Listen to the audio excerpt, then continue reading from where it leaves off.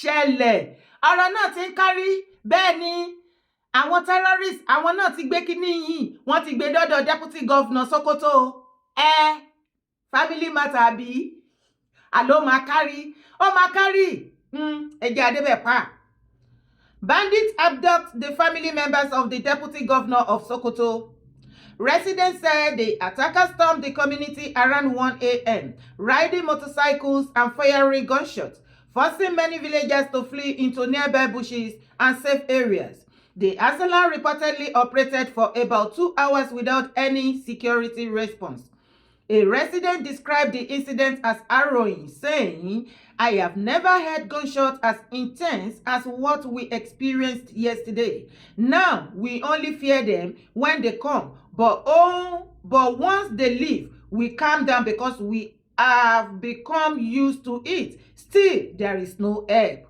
Another source said the bandits initially rounded up about 30 people, mostly women and children, but later released some, taking away 8 victims due to limited space on their motorcycles. Lọ́rọ̀ kan ṣá, àwọn brother terror uncle terrorists ní northern part of Nigeria wọ́n ti lọ kí deputy governor Sokoto state pé àdẹ̀kú ọdún iléyá tó ń bọ̀ yìí o ẹ jọ̀ọ́ ọ̀dọ̀ yín ní nọ́mbà kan ẹran ọba ló padà fi ṣe ọba jẹ àbí kí lẹ ní mo wí jẹ́ ká jọ wo fídíò yìí. Nigerians, please, who are these people? Who are these people with brand new bikes? What are they waiting for? Who bought these bikes for them? Which state are they? Who are they? What's their identity? What instruction are they waiting for? What are they up to? Our leaders are busy talking about 2027 election. These people are in the bush. What are they doing in the bush? Please, if you understand their language, let me know at the comments. Go on, Jab wannan. Mutanen ka suka mu wata yan gaban za mu koma gari don Allah mu rike mutun su. Saboda ni. Ai kana ji ko mu yannan abun ha gana ne da mun yadda yanzu. Wípé gbogbo ọ̀rọ̀ tó ń ṣẹlẹ̀ yìí ó máa kárí ilé olóyin mọ́mọ́ ni. Tó bá ti dọ́dọ̀ ti ẹ kó lawọ́ kó fomi lò ó. Ẹ bá wa sọ fún deputy governor Sokoto wípé kó lawẹ́ o kó dẹ̀ rọra fomi lò jẹ́ iye mílíọ̀nù tó bá ti béèrè kó rọra lọ kó fún wọn ní o kò jù bẹ́ẹ̀ lọ ẹ̀yin náà ẹ wo fídíò yẹn ẹ jọ̀ọ́ ta ló ń ra àwọn brand new powerful bike tó ń kó fáwọn terrorists nídìí ṣé àwọn tó jẹ́ pé inú igbó ni wọ́n gbé ibò náà ti rí powerful brand new bike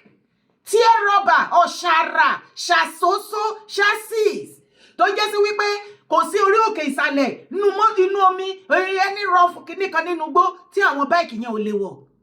ẹ̀yin náà ẹ máa wo gbogbo wọn bó ṣe so kẹ́gì tó ń so mọ́ kíní nísìnyí wọ́n ní wọ́n náà pọ̀ bàjẹ́ wọ́n kàn ráǹdì Sókótó ní fíléèjì yẹn bí wọ́n ṣe ráǹdì ẹ̀ wọ́n bẹ̀rẹ̀ sí ní dàbọ̀ bolẹ̀ àwọn aráàlú ibẹ̀ sọ wípé wọ́n ti ń gbúrò òbọ̀n wọn tí gbúrò òbọ̀n bẹ́ẹ̀ yẹn rí láyé láì ṣojú ogun àwọn tó kó about 30 people ni wọ́n kó ṣùgbọ́n báìkì tó kó wá kò ní lè gba 30 people òun ni wọ́n yọ èèyàn 8 atọ́kùnrin àtobìnrin majority àwọn tó ṣàkólọ nínú wọn jẹ́ family deputy governor Sokoto àti iye ọjọ́ ta ti ń pariwo iye ọdún ta ti ń pariwo ìbàjẹ́ wípé gbogbo wọn fọwọ́sowọ́pọ̀ wípé kíní mákànmákàn lóye kàn oyè yìí máa padà kàn wọ́n nírọ́ ni ẹ rí o tí terrorist bọ́ bá ṣe bẹ̀rẹ̀ sí ní jí senator minister family wọn ìyàwó ọmọ governor gbogbo wọn tó bá ń kó wọn ẹ rí wípé wọ́n tètè wá kan ṣe sọ̀rọ̀ terrorism tó ń ṣẹlẹ̀ nínú Nàìjíríà kidnapping wọ́n tètè paná ẹ̀ mọ́lẹ̀ ṣùgbọ́n gbà tó yẹ pé àwọn wèrè terrorist tó ń jíyàn gbé aráàlú nìkan náà ní lára ẹgbẹ́ ọmọ governor ẹgbẹ́ ìyàwó ẹgbẹ́ first lady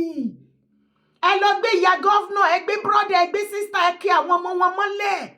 owó burúkú wà lọ́wọ́ wọn àwọn náà ń ṣèjọba Nàìjíríà ẹ kó wọn wọnú gbó kọ́sítọ́mà dáadáa ni àbí kí lẹ́ni mo sọ ẹjọ́ ṣé ìdájọ́ mi yẹn ṣé kò àṣìjù àbó ti àṣìjù ni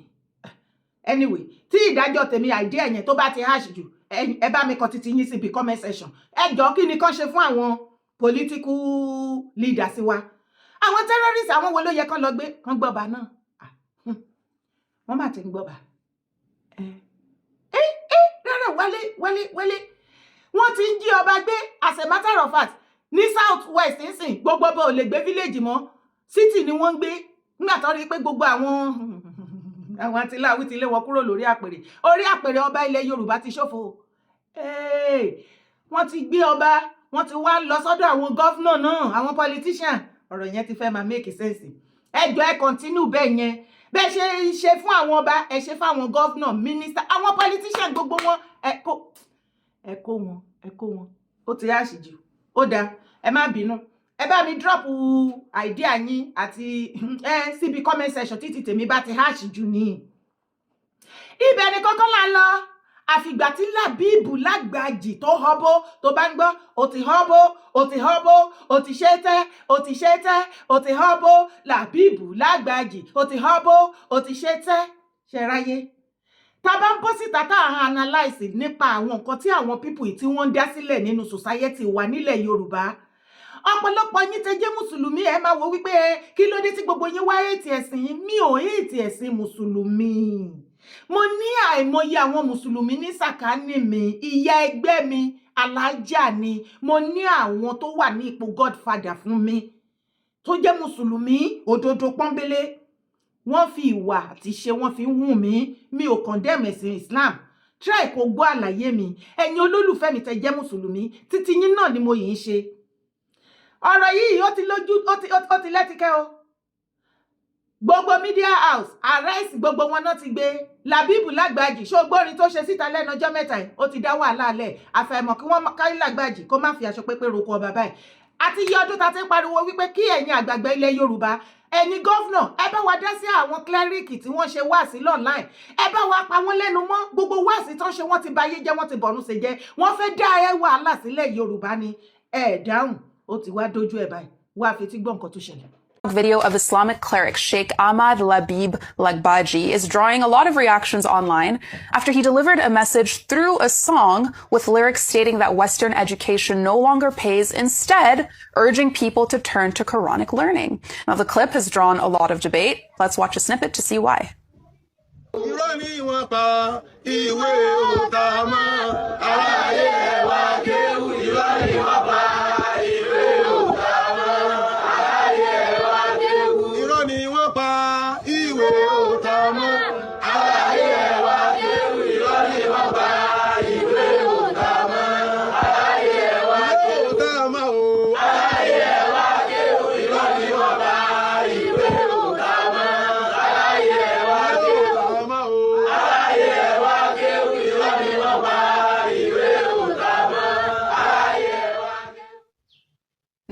Now, this video has triggered mixed reactions. Some, welcoming the message. Others are questioning its relevance, and others have pointed out the fact that he's promoting this kind of content on digital platforms powered by modern education and technology. How do you reconcile all of these different factors? The irony of that. And the truth is that a number of people, clerics who had this message, passed their message using technology that people who went to school developed. But this is a bigger issue because we've often talked about, and part of President Olusegun Obasanjo's criticism of this administration is their handling of education and out-of-school children, saying that we have a potential time bomb on our hands. We have over 20 million out-of-school children in Nigeria, many of them in the northern part of Nigeria, and this makes up the largest number of out-of-school children in the world. What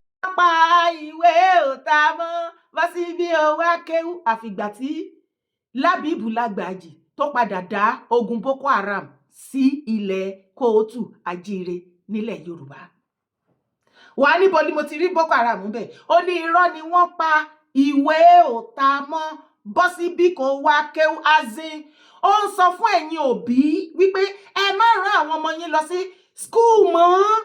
láti kindergarten lọ primary secondary higher institution ó ní ẹ má kó wọn lọ ipe kò tà mọ́ kò nítumọ̀ mọ́ ó ti wà useless ó ní irọ́ ni wọ́n pa ó ní kẹ́ káwọn ọmọ yín wá sí ilé kéwú kan wá kọ́ Arabic àbí kí ni wọ́n kọ́ lé kéwú Arabic àti Quran kọ́dé lè rí Quran kà dáadáa náà fi kọ́ wọn l'Arabic, and Arabic is just an ordinary language just like a Yoruba language. when you come across of them ní online àwọn cleric tó ń sọ̀rọ̀ irọ́ ni gbogbo rubbish and nonsense yẹn ó dàbí ìgbà tí ọmọ Yíbò bá gbọ́ Yorùbá nínú níta tó ń sọ dáadáa tó tún fi ń pòwe ayé ẹlẹ́nu àbí kò tún sí nǹkan míì tó wà bẹ́ẹ̀. language Arabic tí wọ́n wá gbọ́ yẹn ẹ wá bí wọ́n gbogbo wọn tí wọ́n gbọ́ nínú àti níta tó ń kọ́ tó lè kà tó lè ṣe everything ẹni kọ́ lọ sí Islamic country kí ni wọ́n fi ṣe wọ́n fi ríṣẹ́ ní Islamic country tó ti sọ èdè Arabic ọmọ ọ̀dọ̀ ni gbogbo wọn fi ń ṣe àtọkùnrin àtobìnrin wọn. Labib Lagbaji ní ìgbà tó fẹ́ lọ grant interview ní embassy tó fẹ́ gba visa wá sí UK àbígbà tó lọ sí US ẹ bá wa bèrè lọ́wọ́ ẹ̀ ṣó gbé ẹrù orí lọ́bẹ̀ torí kò sí embassy tó máa gbé ẹrù yẹn dé tán máa fún ní visa kẹ́ ẹ lè mọ̀ wípé ẹ̀yin òbí tẹ́ ẹ fi ojú kalẹ̀ tẹ́ lajú kalẹ̀ tí ẹ jẹ́ káwọn ọmọ yín lọ sí school ẹ jẹ́ kán lọ kọ́ṣẹ́ kán lè di ògo ọjọ́ ọ̀la fún yín kí ẹ̀yin òbí tẹ́ bá dàgbà tí ipá pín kí ẹ lè jẹun ọmọ káwọn ọmọ yín dìkan àmúyangàn fún yín tẹ́ ẹ ní kí àwọn ọmọ yín máa tẹ̀lé Labib Lagbaji kiri pẹ̀lú ẹrù òfò àtàdánù ẹrù èṣù ẹrù ayé ogun ayé tó gbé sórí ọpọlọ ẹ ti gbóná kò lè relate like a normal woman being. Tí ò bá wá jẹ́ bẹ́ẹ̀ báwo ni ó ṣe bọ́ síta tó ń sọ wípé kí wọ́n má ṣe western education mọ́ irọ́ ni kán máa kó àwọn ọmọ wá sí ilé kéwú. Arabic kò dàbí English language is a international language tó jẹ́ pé tó o bá ní certificate tó lọ kọ́ ní higher institution gan kò sí orílẹ̀-èdè tó wọ̀ láyé tó fi ní ríṣẹ́. The same thing French language kò sí orílẹ̀-èdè tó o bá ti ní certificate tó o lè fi ṣiṣẹ́. Èdè Yorùbá ló tún kàn tí wọ́n fẹ́ yàn ní the whole of Africa láti become an international language all over the world. Labib wá sọ sí yín pé irọ́ ni ẹ má jẹ́ kó rí bẹ́ẹ̀. Jọ̀ọ́ màámi dádì mi nínú ẹ̀sìn mùsùlùmí èmi kì í ètì ẹ̀sìn lọ́dọ̀ tèmi o gbogbo ẹ̀sìn ni mo bá ṣe gbogbo àwa mùsùlùmí òtítọ́ àti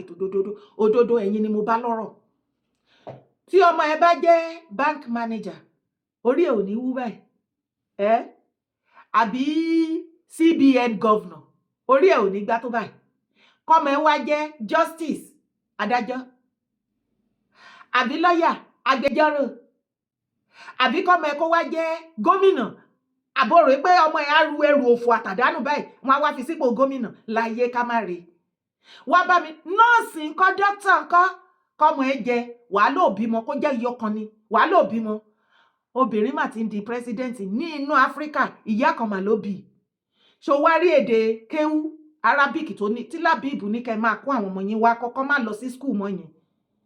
mo kọ́kọ́ fẹ́ bi ẹ́ ní inú Nàìjíríà ń bí ta wà ṣọ́ọ̀bù wo ló ti fẹ́ lọ ra ọjà àbò oúnjẹ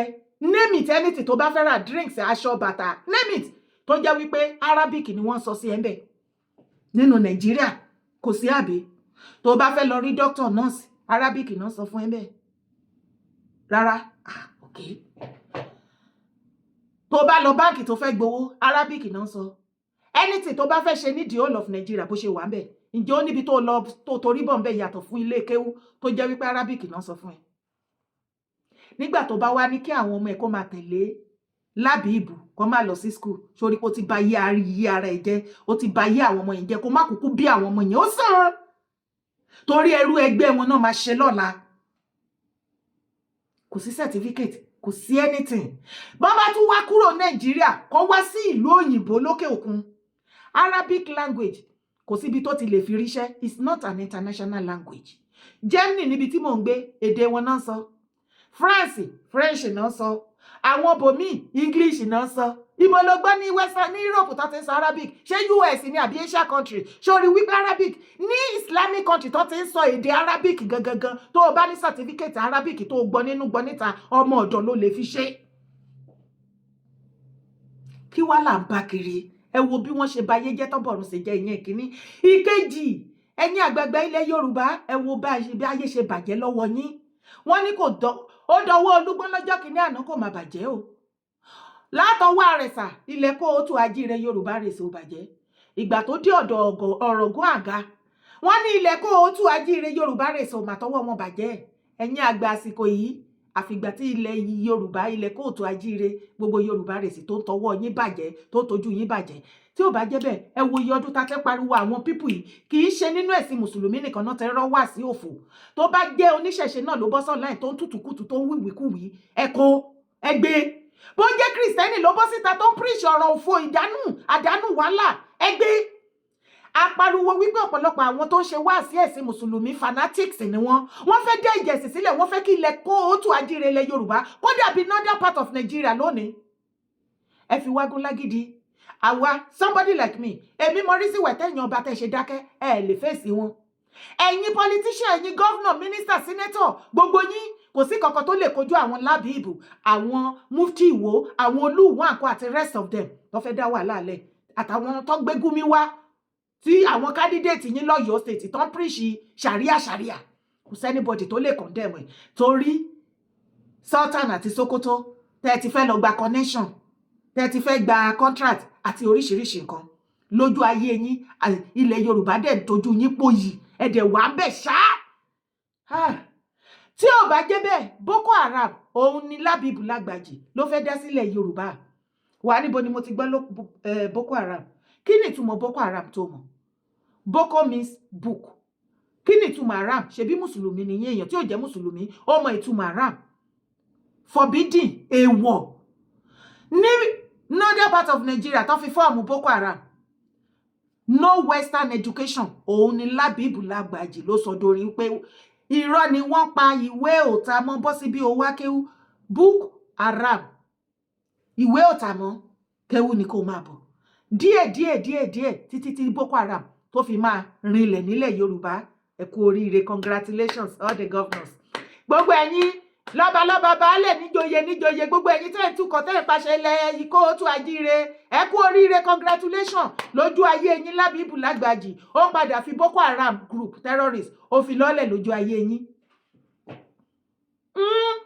nǹkan tó kù nìyẹn ṣe bójú ayé yín náà lẹ́wà tí mufti Ìwó tó káwọn ọmọ jọ tó tún sọ tó ní pé kò sí nǹkan méjì tó ń kọ́ wọn kí wọ́n lọ máa kọ́ bó ṣe máa kọjú ìjà sọ́mọ ìyá àti bàbá wọn tí ò ń ṣe ẹ̀sìn Islam ó ń kọ́ wọn ní jihadist bó ṣe máa jagun bó ṣe máa pàyà wọn bó ṣe máa pa bàbá wọn lójú ayé yín lè rí àwọn wáàsí tí wọ́n ń rọ́lọ́ láì wípé wọ́n ò gbúdọ̀ tó bá ti jọ́mọ mùsùlùmí ò gbúdọ̀ kúnlẹ̀ lóbìnrin fún àwọn òbí ẹ ìwọ tó bá jọ́kùnrin ò gbúdọ̀ dọ̀bálẹ̀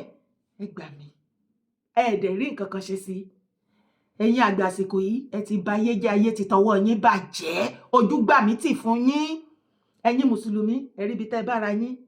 no wàhálà ó máa tó yé yín very very soon ṣẹbẹ́ láìka àbòsí ni ibẹ̀ ni kọ́kọ́ là ń lọ ẹ tún tẹ̀lé mi wá wo fídíò yìí. ẹ wo Sisi Alágbo tó tẹ̀ ní social media yẹn mi ò ní problem pẹ̀lú ẹ̀ torí pé ọ̀pọ̀lọpọ̀ àwọn èèyàn náà ní páàsì ò dáa àdáhàtà àlàlìhìn sàmì hínú mi náà dáhárí làbúyẹ́ kò ṣe àmọ̀tìkú rọ̀ tábà sọ fẹ́ pé má wà tí ò dáa torí ọjọ́ alẹ́ ẹ̀ ni nígbà tó hùwà tó hù sẹ́yìn kò mọ̀ pé ní ó padà da àjà lọ́nà fóun ni ìgbà tẹ́ni ẹ padà dánwó padà rí pàánù òun ò dáa ó dẹ̀ ti tara apology ẹnìkankan ní òforíjì ọba ní òforíjì tó bá ti jẹ́wọ́ kò ń bẹ̀ problem tí mo kọ́kọ́ ní ni pé wọ́n lọ ṣe tírísọ̀m ó wá gbé àgbo tírísọ̀m wá jáde lásìkò yẹn kí wọ́n lọ padà wá apologize fún ó wá gbé àgbo tírísọ̀m wá gbé àgbo tírísọ̀m mi ó wà o. fáwa ẹ tún rán wá sí débi ọ̀rọ̀ Sisi Alágbo tọ̀ ẹ ṣe ó tán nìkan tẹ́ sọ lẹ́yìn ìgbà tó ń hùwà ìdẹ̀tí tán tí wọ́n jù ú tó rìkọ́dù ara wọn ọkọ Sisi Alágbo atọ́kọ ẹ̀ wọ́n dé invite ọ̀rẹ́ wọn kan wọ́n jẹ́ mẹ́ta wọ́n ń bára wọn ṣe eré ìfẹ́ ní inú yàrá ní òhò wọ́n wá dùn mọ́ wọn títí tí Sisi Alágbo rìkọ́dù ẹ̀ ìgbà tó rìkọ́dù ẹ̀ èmi ò mọ nǹkan tó rí lè ṣẹlẹ̀ báwo ni fídíò yẹn ṣe dé online for God's sake ẹ jẹ́ ká sòótọ́ ọ̀rọ̀ fúnra wa ṣe rí tójú bá pa fírí lẹ́yìn ilẹ̀kùn kò sí nǹkan tí yóò ń ṣẹlẹ̀ àìmọye dirty things má jẹ́ tí gbọ́ má jojú rí tí ó ń ṣẹlẹ̀ káàkiri all over the world ṣùgbọ́n pé ó wá ṣe tán ó tún wá jù sí online ó lágbára díẹ̀ èyí ló ka gbogbo ayé láyà wípé àyà mà kò yín o ẹ ń ṣerú nǹkan báyìí kí ló dé ẹ tún rìkọ́ọ̀dù ẹ tún láyà láti gbé sí online àwa lọ àwa bọ̀ ní ìgbà tẹ́mi máa ṣe gbogbo research tèmi lọ́dọ̀ tèmi àwa ń gbọ́ pé Sisi Alágbo ó ní orí show Yínká TNT lòun ti gbọ́ gbogbo kinní yẹn lòun náà ṣe ń practice ẹ̀ ṣe rí bí Yínká TNT ṣe balẹ̀ ayé jẹ́ tó bọ̀run ṣe jẹ́ nítorí pé ó fẹ́ jẹ́ the #1 blogger ní on social media nítorí ó fẹ́ ní the best traffic ní on social media àti bẹ́ẹ̀ bẹ́ẹ̀ lọ. Ìjọ rántí doctrine presentation àti àwọn show of shame tí Yínká TNT tó ti ṣe sẹ́yìn tí ọ̀pọ̀lọpọ̀ wá pariwo lé lórí wípé nǹkan tó ń ṣe yìí ó máa lẹ́yìn fún ẹ. Mo wà lára àwọn tó pariwo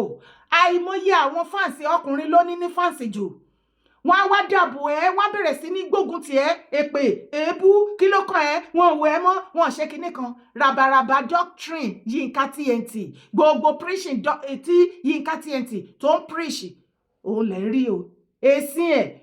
òun lẹ́ ń rí àṣà ẹ̀ òun lẹ́ ń rí tó ń ṣẹlẹ̀ o. Nǹkan ti bàjẹ́ go Yínká TNT ti ba ayé jó ti bọ̀run ṣe jẹ́ abẹ́ ti gbàgbé pé Yínká TNT ló ṣe show some years back tó ń sọ wípé tó o bá wà pẹ̀lú ọkọ ẹyọ kan ọkọ àti ìyàwó kan tá ìjọ ló yà síra yín ó ló máa ń jẹ́ kí nǹkan obìnrin àti tóbìnrin kó kú. Ó ló ní oore ọ̀fẹ́ láti lọ yàlè ó ní kóbìnrin bọ́ síta kó lọ máa yàlè mọ́kọ ẹ̀ ó ní kọkùnrin bọ́ síta kó lọ try obìnrin míì. Yínká TNT tún tẹ̀síwájú nínú àwọn doctrine ẹ̀ lọ́dún náà lọ́hùn. Ó ní ǹjẹ́ o ti bá ìyá ìyàwó ẹ̀ sùn rí ẹ̀yin ọkọ ilé. Ó ní ṣó o ti bá ìyá ìyàwó ẹ̀ sùn rí báwo ló ṣe máa ń dùn. Ó tún ṣe ìyẹn náà ṣó yẹn bó o bá bá ìyá ìyàwó ẹ̀ sùn bó ṣe máa ń dùn sí. Ó tún bi àwọn ìyàwó ǹjẹ́ o ti bá bàbá ọkọ ẹ̀ sùn rí torí níbi tí mo ti ń ṣe research fídíò ìyapa online there was a lady tó náà bọ́ síta ó lórí show Yínká TNT lòun ti gbọ́. Ó ní òun bá èèyàn kan lájọṣepọ̀ ipe lọ́rọ̀ kan ṣá story yẹn dẹ́tì at the end of it threesome náà ló padà land sí bàbá ọkọ wà lára threesome tí ìyàwó tó ń ṣe pẹ̀lú bàbá ọkọ ẹ̀. Lórí show Yínká TNT lẹ́tìrí tí Yínká TNT tó ti ń encourage àwọn ọmọ wa wípé ẹ̀gbọ́n àtàbúrò ṣe ti bára yín sùn rí ṣó máa ń dùn. Lórí show Yínká TNT ló ti ń kọ́ àwọn ẹlẹ́hàá bí wọ́n ṣe máa bára wọn sùn bí ajá ṣe máa bá ẹlẹ́hàá sùn. Ṣé o fẹ́ sọ pé o gbọ́ gbogbo àwọn nǹkan oríṣiríṣi burúkú báyìí làwọn akọ̀kan pariwo pé wàá bayé jẹ́ Yínká TNT. Ọ̀pọ̀lọpọ̀ ẹ̀yin ọkùnrin ẹ fọ́n sábẹ́bẹ̀ ní ìgbà tí mò ń sọ yìí ó lè ṣe show ní àárín 13 hours 1.something million àwò gbogbo wọn ṣe wọn aṣọ oríṣiríṣi rabaraba ẹ̀ òun ló wá délẹ̀ sìn gbogbo everybody wá pariwo káàkiri Sisi Alágbo Akeem o èèyàn tó mú preaching sílẹ̀ tó ṣe show tó ní kán lọ máa practice ẹ wá yọ ní setting tó bá sọ wípé the most shameless woman being obìnrin shameless woman on earth Yínká TNT you are gbádùn Yínká TNT gbádùn mo ṣe rí wípé ní tìjú rádaràdà ti bá ẹ àtàwọn tó support ẹ. Yínká TNT ó tún ní God ojú gbà wá ti fún ẹ on your behalf ojú tì wá. Ó tún ní God lórí ọ̀rọ̀ tó dá sílẹ̀ yìí láti bọ́ síta láti máa lẹ́nu pépépépépépé okay ó wá bọ́ síta ó ní kó forgive Yínká kó forgive Sisi Alágbo of course yes bó o ní kó forgive bó o ní kó forgive tó bá máa fi rí bí a week sí àsìkò yìí everything á ti lọ́lẹ̀ ṣùgbọ́n Sisi Alágbo bójú ó ní ìgbẹ́ kínkínní ló tí àwo gbẹ̀gìrì bójú bá kúrò ń bẹ̀ ṣọ́kàn kúrò ń bẹ̀ ìjẹ́ mọ yé ẹ̀gbọ́n àtàbúrò tán ti ń bára wọn lájọṣepọ̀ lọ́dẹ̀ their parent knows tí àwọn parent wọn ò mọ̀ based on ẹ̀kọ́ orí burúkú tí Yínká TNT tètè dá sílẹ̀. Ǹjẹ́ ẹ mọ iye ìyàwó tó ti ń bá ẹ̀gbọ́n ọkọ ẹ̀ àbúrò ọkọ ẹ̀ bàbá ọkọ ẹ̀ tó ń bá lájọṣepọ̀ ọ́ndẹ̀dì pé Yínká TNT sọ pé kò sí nǹkan tó bàdí ń bẹ̀. Ǹjẹ́ ẹ mọ iye ọkọ tó ti bá ìyá ìyàwó ẹ̀ àbúrò ìyàwó ẹ̀ ẹ̀gbọ́n ìyàwó ẹ̀ tó ń bá sùn? Ǹjẹ́ ẹ wá mọ iye obìnrin tí ajá ń bá sùn lọ́wọ́lọ́wọ́ iye ẹlẹ́hàá tí wọ́n yàlẹ̀ mọ́kọ tí wọ́n ṣe lesbian àti oríṣiríṣi láti ìpasẹ̀ show Yínká TNT. Ṣé ẹ rí bí tí Yínká TNT bá yé society ilẹ̀ Yorùbá jẹ́dé tí Sisi Alágbo lè rí tẹ́ ẹ sọ yìí kan ti bàjẹ́ gan Yínká ti bá yé jó ti bọ̀rún ṣe jẹ́ ó ti da marriage rú. Àwọn ajì ògbódò tí ń wẹ́ ní kúnra ni Yínká TNT. Yínká TNT ó wá bọ́ síta ó ṣẹnu pépépé ó ní ìwọ ó ní nǹkan tí threesome tí àwọn Sisi Alagbo àtọkọ ẹ̀ tán ṣe tán ju fídíò sí online ó ní ẹ̀rẹ́ o kí everybody lọ máa get ready nǹkan tó máa rè gbẹ́nu orí burúkú sọ́hún àló léèyàn re tó ń bá ẹ sọ̀rọ̀ ó lẹ́ni re ní sàkání èyí nǹkan tí ẹ ti kò sí èèyàn olóríire kan tí ó ní ọpọlọ tí orí ẹ pé tó jẹ́yàn tí ó ṣolóríire tó wà ní sàkání ẹ torí tó bá ní ni wọ́n máa bá ẹ sọ̀rọ̀ gbogbo yín ẹ kàn ṣí èrè sí online ẹ torí wípé ẹ fẹ́ ga gogoro ẹ fẹ́ wà above every other person bóyá ẹ ṣe show kọ́ máa gbé fídíò yín kẹ́ máa trade every minute every second ẹ kọ̀ káyé bàjẹ́ kọ́run ṣe kẹ́ bọ̀run ṣe jẹ́ Yinka TNT iṣẹ́ ọwọ́ ẹ̀ òun nìkan tí Sisi Alagbo tó dánwò nísìn tí wọ́n practice ń bẹ̀ yẹn gbogbo everybody tó dẹ̀ condemn Sisi Alagbo mi ò sọ wípé nǹkan tó ṣe ó dáa o Yinka TNT ló yẹ ká képe bò ó yẹ kó ti fèpè pa ẹ́ péèjì ó yẹ kó ti report ẹ̀ I swear down kò yẹ kí Yinka TNT kó exist mọ́ lórí social media pẹ̀lú nǹkan tó ti bàjẹ́ jìnnà tí ì rí nǹkankan ẹ máa get ready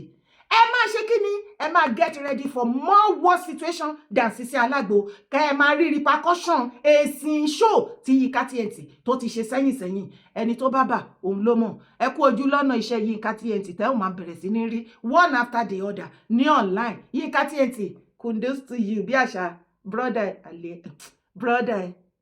okay, kudos to you. Kudos to you.